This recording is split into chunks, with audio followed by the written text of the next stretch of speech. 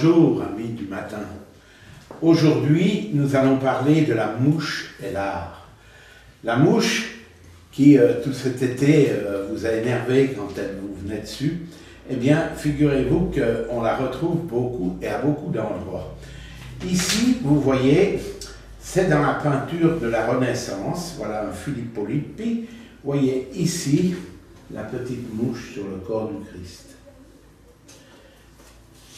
Ici, un autre où le Christ regarde une petite mouche qui est là. Sa mère aussi regarde la mouche. La mouche prend toute l'attention dans ce tableau. L'attention du Christ et de sa mère. Ici, plus triste, sur le mont Golgotha, donc le crâne, qui veut dire Golgotha aussi, avec la mouche dessus. Voilà.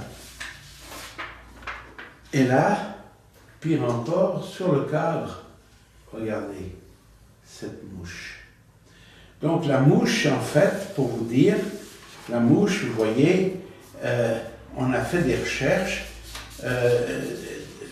parallèlement au fait qu'on la retrouve dans ces peintures sacrées.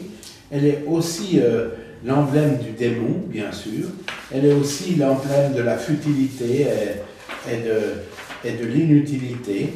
Voilà, ça c'est tout à fait triste, parce que la mouche est quand même un animal extrêmement intéressant, un insecte extrêmement intéressant, avec ses petites ailes, ses 6 pattes, ses yeux et ses antennes. C'est vraiment quelque chose d'extraordinaire. Ici aussi, vous voyez, on a mis voilà, l'atelier du peintre. Vous voyez, il y a sa palette, il y a tout ce qu'il a besoin pour peindre. Et ici, il a laissé une toile sur laquelle il y a une mouche.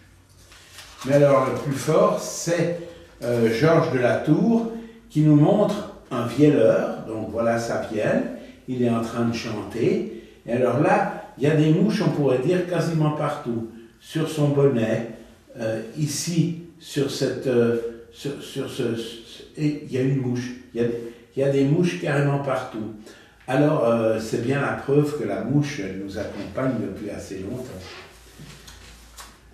Ici, nous avons mis la mouche telle qu'elle était représentée au XVIIIe siècle sur les visages des dames.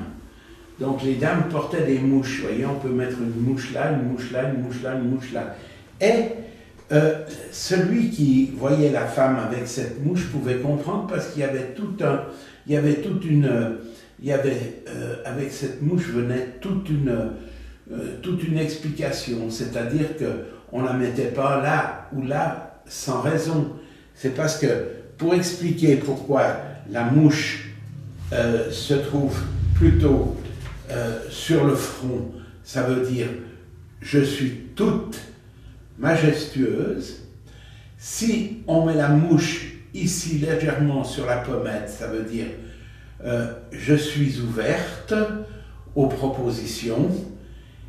Ici, vous avez la mouche à côté de la lèvre, je suis coquette. Enfin, une mouche assez intéressante, c'est celle qui est sous la lèvre. Je suis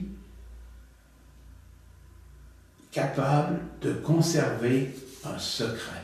Alors, c'est vous dire à quel point c'était formidable que la personne qui voyait où la mouche était disposée, il pouvait lire ce que ça voulait dire. Bon, maintenant, effectivement, la mouche, elle a aussi été jusque dans le cinéma. Et dans le cinéma, il y a plusieurs films de la mouche qui ont été faits, la mouche 1, mouche 2, film de Cronenberg. Et alors ce Cronenberg qui a fait la mouche, n'est-ce pas, où c'est terrible parce que l'homme va se retrouver une mouche, et alors ça devient quasiment horrible. Et voilà, vous voyez, quand il est transformé en mouche, voilà, c'est vraiment terrible, mais c'est comme ça. Donc on termine cette petite vidéo avec la mouche qui est dans l'opéra d'Offenbach qui terminera cette petite vidéo. Voyez, finalement la mouche nous accompagne. Réjouissez-vous, c'est l'automne, il fait plus frais, il n'y en aura bientôt plus. Merci.